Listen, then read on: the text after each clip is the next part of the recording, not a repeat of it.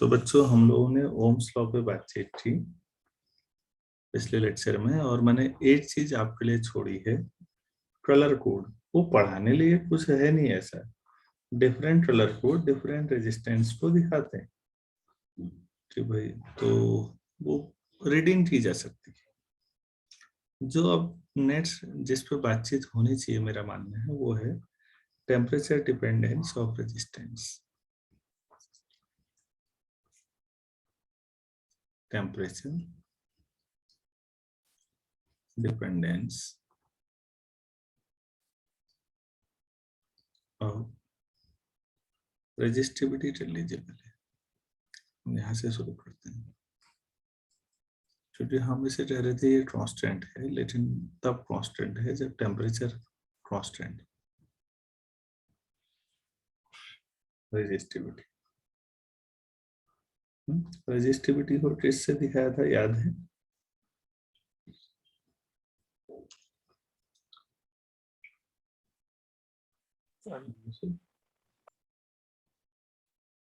Sir रो।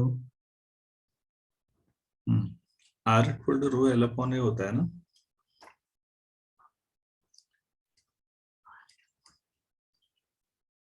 अभी लिखिएगा मत, तो रो क्या हो जाएगा, आई अपन ए अपॉन। ठीक है, होता क्या है बच्चों, थोड़ा समझना। अगर मैं कोई कंडक्टिंग वायर मान लेता हूँ, इसका क्रॉस सेक्शनल एरिया ए है और इसका लेंथ एल है, तो जब हम इसे गर्म करते हैं, इसका टेम्परेचर बढ़ता है, तो नॉर्मली मेटल्स में आप लोग जानते हैं कि एल बढ़ जाता है, लंबाई बढ़ती है ना थोड़ा मेटल्स में हीट करने पर। आप लोगों ने वो रेलवे हाँ सर। पटरी वाला एग्जाम्पल पढ़ा होगा, बीच में गैप क्यों छोड़ते हैं, तो लेंथ बढ़ती है, लेकिन इत्तेफाक ऐसा है कि क्रॉस सेक्शनल एरिया भी बढ़ता है। और प्रैक्टिकली ये रियलाइज किया गया है प्रैक्टिकली कि ए अपॉन एल या एल अपॉन ए लगभग क्या होता है, कांस्टेंट रहता है। अगर ये कांस्टेंट रह जाए तो यहां से हमें एक कंक्लूजन मिलता है, क्या,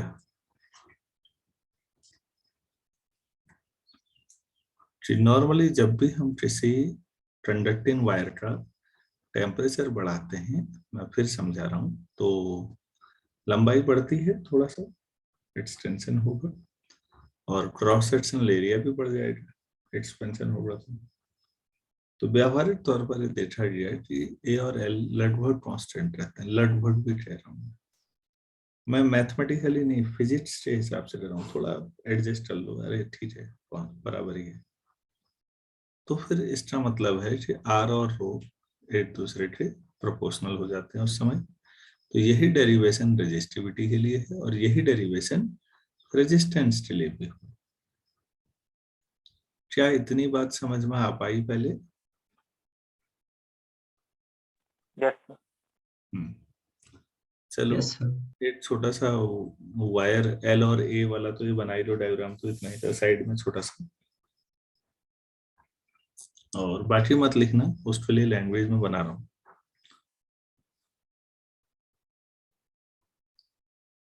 तो मैं नीचे लिख देता हूँ दोबारा, we know that R equal to rho times L upon A। अब मेरे साथ लिखते जाना, मैं बातचीत जैसी करते जा रहा हूँ आपके साथ।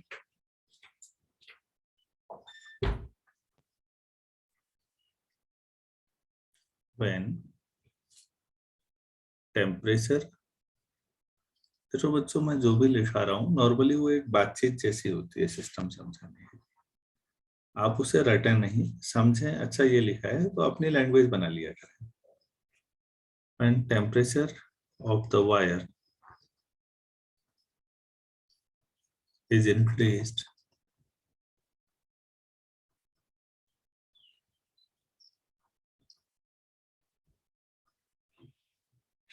length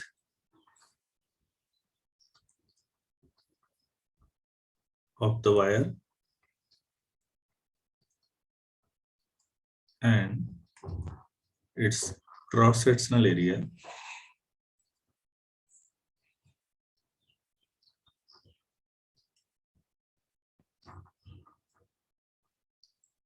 are increased in such a way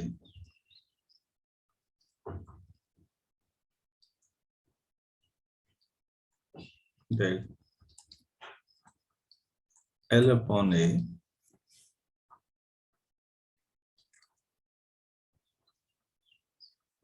can be considered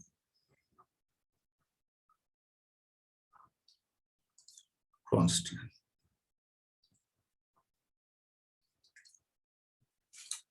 can be considered, जो मैं लैंग्वेज यूज कर रहा हूँ उस पर ध्यान दो। इसका मतलब है कि एग्जैक्टली दोनों का दोनों कांस्टेंट बराबर एक्सपेंशन नहीं होगा, लेकिन लगभग दोनों में, क्योंकि क्रॉस सेक्शनल एरिया तो एल स्क्वायर हुआ ना डायमेंशनली, तो लेकिन उसका क्रॉस सेक्शन वायर का नॉर्मली होता बहुत छोटा है, लंबाई बहुत होती है, तो इसलिए हिसाब किताब बराबर हो जाते हैं। सो अगर एल अपॉन ए कांस्टेंट मान लिया तो आर प्रोपोर्शनल टू क्या हो जाएगा?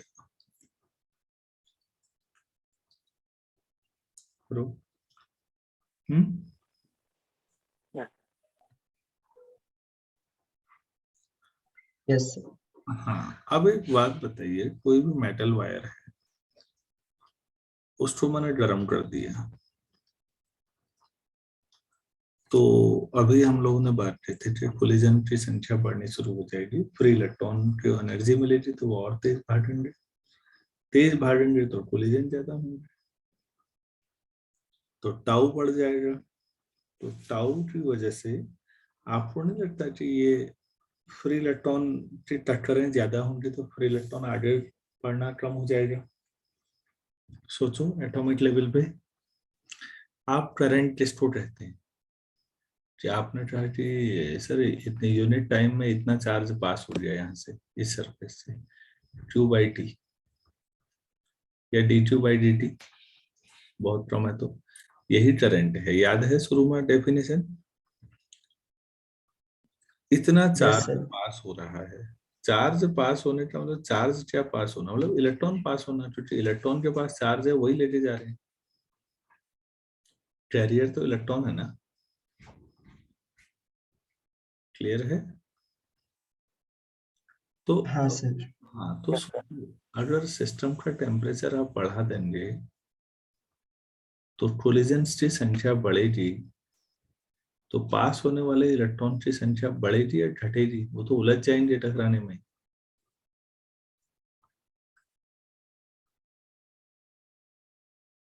मतलब पहले जितने 5 टक्करों के बाद निकल जाते थे, अब 15 टक्करें हो रही हैं, तो पर सेकंड निकलने वाले इलेक्ट्रॉनों की संख्या ज्यादा हो जाएगी, कम हो जाएगी?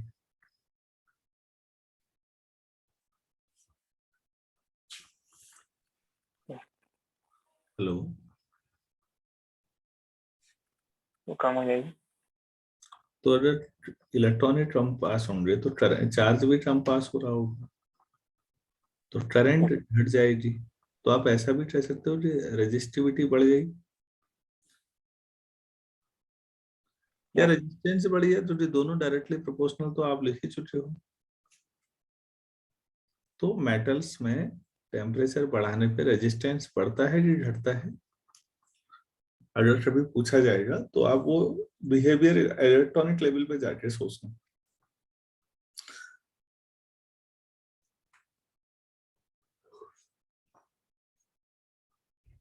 अरे यार, समझ में आ रहा है नहीं आ रहा है? हाँ सर। Yes, sir. तो लिखिए इस बात को। हाँ, when temperature of a conductor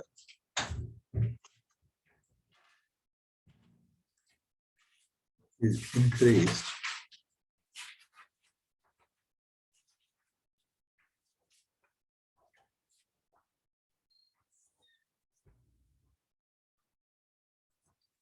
thermal agitation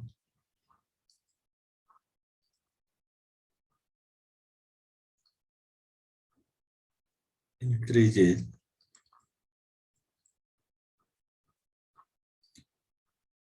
and collisions are more frequent.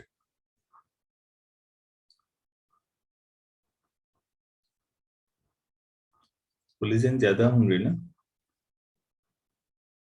हाँ सर। कोलिजन ज्यादा होंगे तो जो एवरेज टाइम था टाउ दो कोलिजन के बीच वो घटेगा फिर।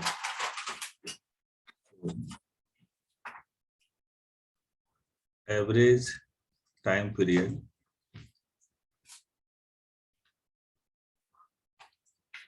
between successive collisions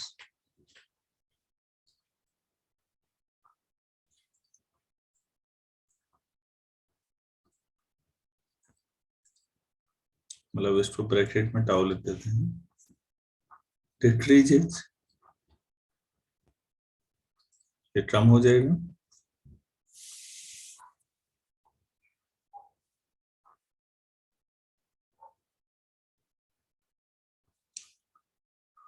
तो जो ड्रिफ्टिंग होगी वो ज्यादा होगी कम होगी? चलो मैं इसी से बता देता हूँ आपको। आज हमने जो शुरू में पिछले लेक्चर में था जरा उस पे जाते हैं।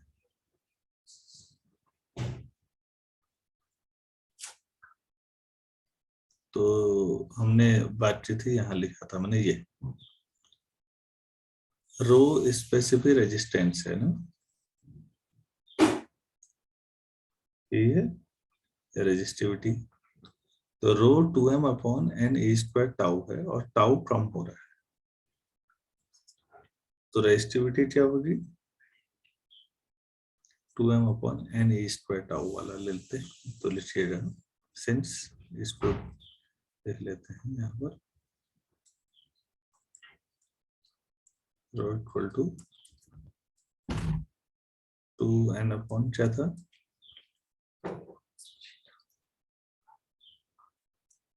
m ऊपर है नीचे है?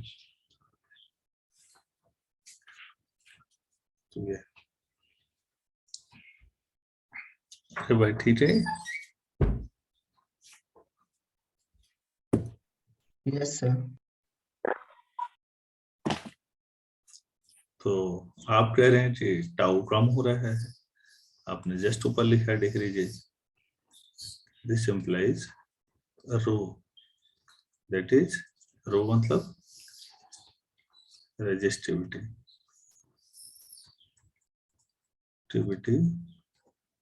increases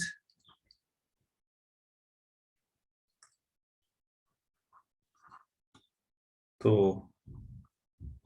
हम इसका डेरिवेशन नहीं कर रहे हैं, मैं डायरेक्टली ले रहे हैं with a small calculation, with a small mathematics कर देता हूँ। इसका फॉर्मूला निकाला जा सकता है, बहुत आसान है। रो किसी टेम्परेचर टी पर ऐसे लिख लेते हैं, रो एट टी जो होता है वो रो एट टी नॉट पर times 1 plus alpha times T minus T not. Question number 2।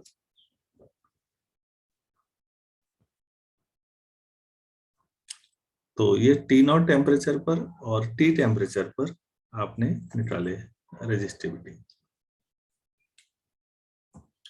ठीक है। सवाल ये है कि यहाँ पर अल्फा क्या है, तो अल्फा को कहते हैं, लिखिएगा, alpha is called temperature coefficient of resistivity.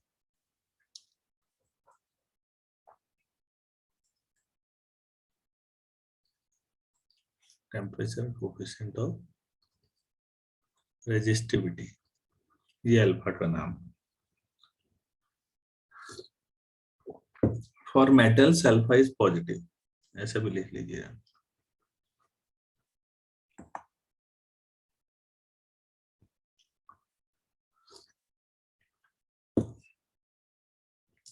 मतलब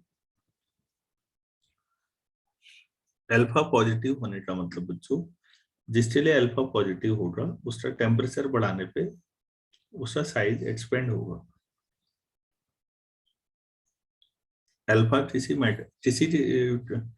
ऐसे समझ लो किसी भी एलिमेंट के लिए अल्फा पॉजिटिव होने का मतलब क्या हुआ,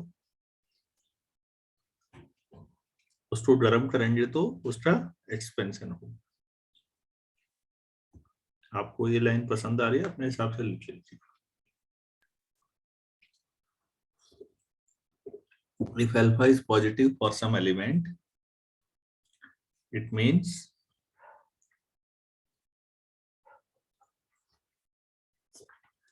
it expands when temperature rises.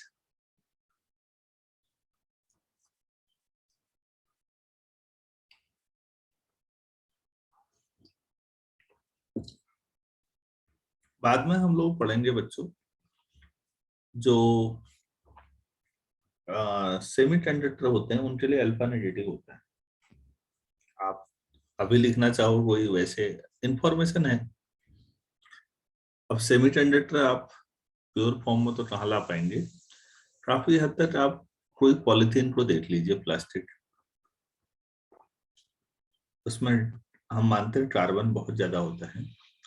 तो आप पॉलिथीन को जलाते हैं तो उसका एक्सपेंशन होता है कि कंप्रेशन होता है? Sir compression. बिल्कुल।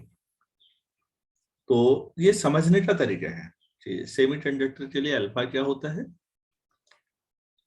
नेगेटिव होता है, और कंडक्टर के लिए, तो ये बात आप अपने समझ के ले लीजिए अल्फा हुआ क्या मतलब है।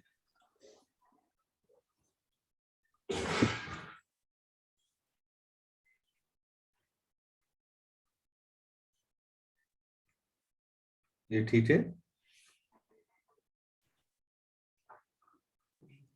अब हाँ, लिख लिया होगा आपने। अब अभी हम लोगों ने बच्चों rho proportional to R proportional to rho लिखा है ना, तो as R proportional to rho, so तो जैसा रो के लिए एक्सप्रेशन है वैसा ही हम किसके लिए लिख सकते हैं, आर के लिए। तो R equal to this 1 plus alpha T minus T naught. इस पर बेस्ड क्वेश्चन आ सकता है, और इससे कई एप्लीकेशन हम नेक्स्ट चैप्टर में भी पढ़ेंगे।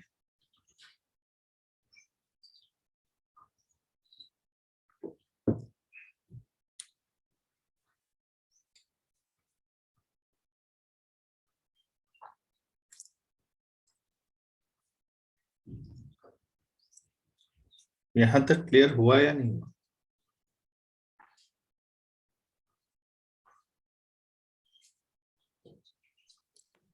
यस सर, क्लियर हो। तो इस पर बेस देखते हैं, कोई क्वेश्चन अगर मिलता है कुछ।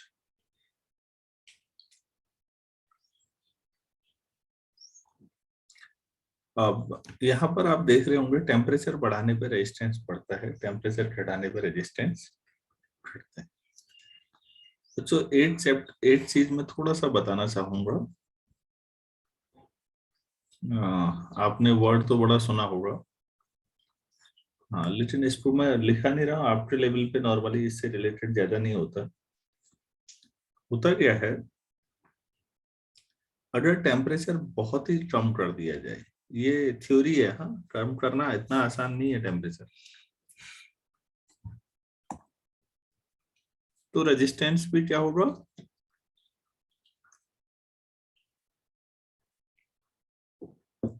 टेम्परेचर कम करोगे तो रेजिस्टेंस कम होगा या बढ़ेगा? हेलो।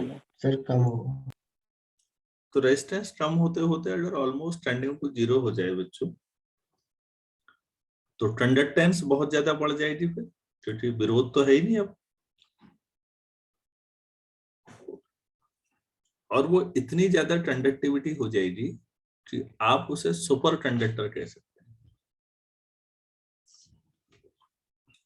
क्योंकि अब वो जरूरत से ज्यादा ही कंडक्टिविटी हो जाएगी। तो सुपर कंडक्टिविटी पे काफी रिसर्च हो रही है, लेकिन वो अभी व्यावहारिक तौर पर नहीं रह पाए। मैं आपको कुछ थोड़ा व्यावहारिक बातचीत करता हूँ। होता क्या है बच्चों, एक इलेक्ट्रिसिटी में एक चीज आती है लाइन लॉस। बहुत लंबे लंबे वायरिंग होती है, कहाँ से कहाँ बिजली पहुंचाई जाती है, ये मालूम ही होगा आपको।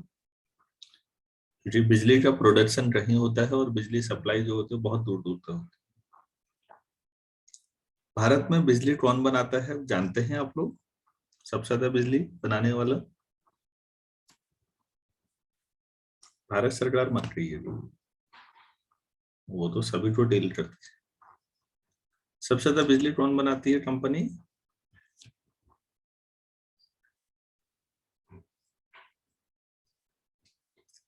National thermal power corporation. Thermal power नाम से क्लियर है, कोयला, कोयले को जलाने से एनर्जी मिलेगी, उस एनर्जी से टरबाइन घूमेगी। बाकी तो माइकल फैराडे का एक्सपेरिमेंट हुआ ही। डायनेमो जिसको हम लोग बोलते हैं, हाई स्कूल लेवल में पढ़ाते हैं। उसको घुमाने के लिए एनर्जी चाहिए पहले, बिजली बाद में बनेगी। तो वो घुमाने के अब उसको घुमाने के लिए एक तरीका है थर्मल पावर, नाम से क्लियर है।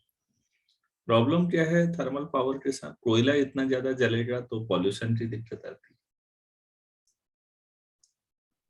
है। दूसरा, NHPC, national hydro electric power corporation, नाम से क्लियर है, हाइड्रो इलेक्ट्रिक मतलब पानी से बिजली। मतलब पानी बहुत ऊंचाई से गिरेगा, टरबाइन घूमेगी और उससे फिर डायनमो, फिर वही बाकी प्रोडक्शन वही है। हाई स्कूल लेवल की ही साइंस है। क्या मैं समझा पा रहा हूँ? लोग Yes, sir. Yes, sir. Hydro electric का मतलब है पानी से बिजली बनाएंगे तो पानी से बिजली खींच लेंगे। तो एक दौर ऐसा भी आया जब भारत में नेहरू के दौर में शुरुआती डैम बना सतलज नदी पे, भाखड़ा नांगल डैम पंजाब में। तो लोगों ने कहा कि भाई अब इस पानी का क्या करना है, अब इससे सिंचाई करके क्या फायदा गेहूं के खेतों में, इसका करंट तो सब ले लिया ना, तो अब इससे सिंचाई करेंगे भी तो कोई फसल तो होनी नहीं है कुछ, तो जब पानी का सारा करंट तो सरकार ने ले लिया। तो ये समझाना मुश्किल हुआ कि भाई पानी का करंट नहीं लिया, पानी का करंट जैसी कोई चीज होती ही नहीं। पानी की मदद से ऊंचाई से गिरा के टरबाइन चलाई यार। बात समझ में आ रही है? तो हाँ सर. हाइड्रो इलेक्ट्रिक हमारे यहाँ इतना फेमस वर्ड है बच्चों, स्पेशली उत्तराखंड में, कि आज भी हम हाइड्रो इलेक्ट्रिक पूरा नहीं बोलते, हाइडल हाइडल बोलते रहते।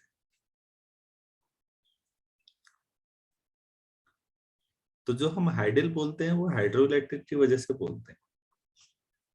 हाइडल शब्द का और कोई मतलब नहीं हुआ, वो हाइड्रो इलेक्ट्रिक का शॉर्ट है, जनता ने बना लिया, अब वो हाइडल ही बोलते रहती है उत्तराखंड में।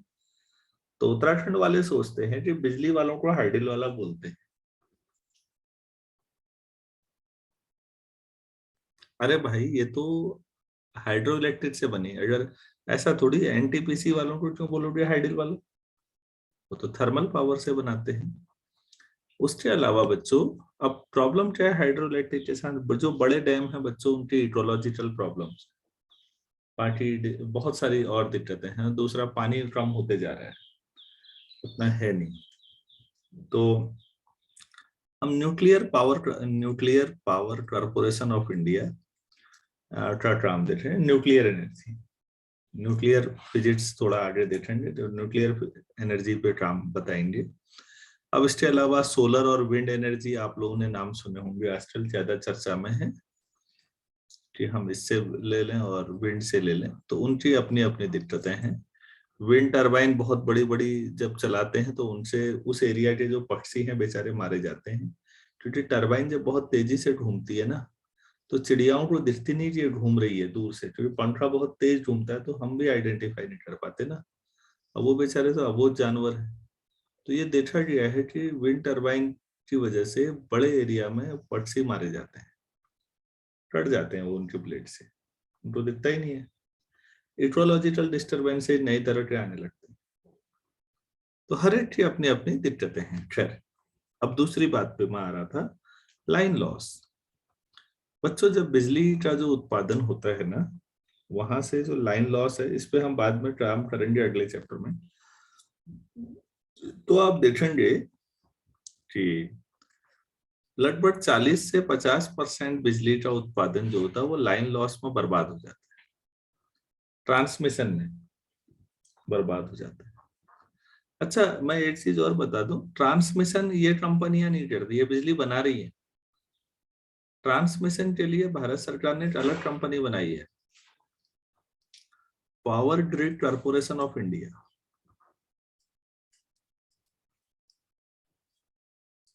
ऑब्वियस ऑफ इंडिया ही आएगा लास्ट में, तो पावर ग्रिड बोलते हैं शॉर्ट में। तो पावर ग्रिड क्या करता है, बड़े बड़े बिजली के खंभे आपने देखे होंगे, 4 पैरों पर खड़े होते हैं जो बड़े वाले बिजली सप्लाई के लिए, इनको सबको आपस में वो जोड़ देते हैं। तो चाहे बिजली बन रही है, चाहे एनटीपीसी बनाए, चाहे एनएचपीसी बनाए, चाहे न्यूक्लियर पावर कॉर्पोरेशन बनाए।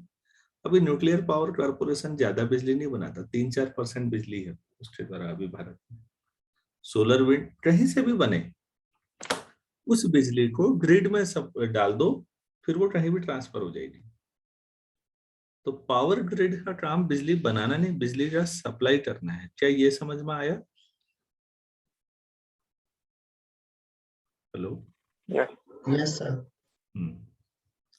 तो बच्चों, लेकिन प्रॉब्लम मैं फिर बता रहा हूँ, लाइन लॉस बहुत ज्यादा है, 40%, 50%, क्योंकि आपको अभी बताया मैंने इक्वेशन 3 में, टेम्परेचर बढ़ने पे रेजिस्टेंस बढ़ता है।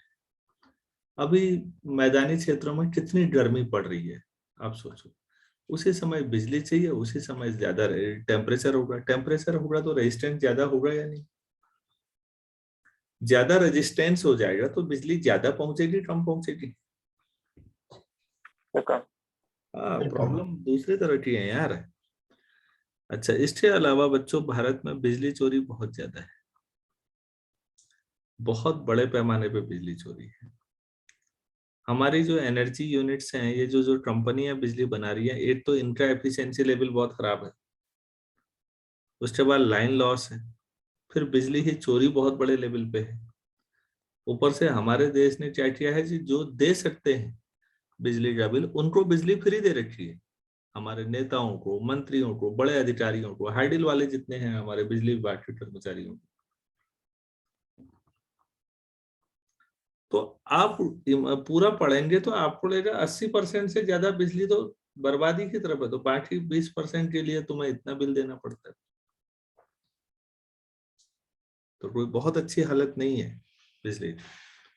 तो ये थोड़ा जानना जरूरी है, खाली इलेक्ट्रिसिटी इलेक्ट्रिसिटी पढ़ना जरूरी नहीं है, थोड़ी बाकी समझ भी होनी जरूरी है उसी के साथ कि बिजली बनाने वाली कंपनी अलर्ट, सप्लाई वाली अलर्ट, और सप्लाई के अलावा लाइन लॉस। क्यों? क्योंकि इक्वेशन 3 आपने पढ़ ली है अभी।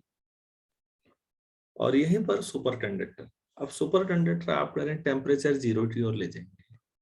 अरे यार, लैब में तो ले जाओगे वो ठीक है, बाकी तार तो बाहर एटमॉस्फेयर में ही लगाओगे ना। एटमॉस्फेयर 0 की ओर जाता तो पूरा दुनिया नॉर्थ पोल बन जाएगी ना। फिर किसके लिए बिजली चाहिए तुम्हें? लोग जिंदा रहेंगे T → 0 केल्विन में? -273 हुआ ना यार। -273 का मतलब यहाँ 0 में तो मर जाता है, स्थिति हो जाती है। आपको लगता है ये व्यावहारिक है सुपर कंडक्टर अभी? No sir. ये बहुत ही लो टेम्परेचर पर है, तो ये अभी अभी भी आइडियल कंसेप्ट पर है बच्चों। अभी वैज्ञानिक ले आए हैं 90 केल्विन या 100 केल्विन के आसपास तक, उन्होंने सुपर कंडक्टिविटी इफेक्ट दिखाया पोर्सलेन के बर्तन जैसा। लेकिन वो भी कोई बहुत ज्यादा अभी अच्छी स्थिति नहीं है, लगे हैं।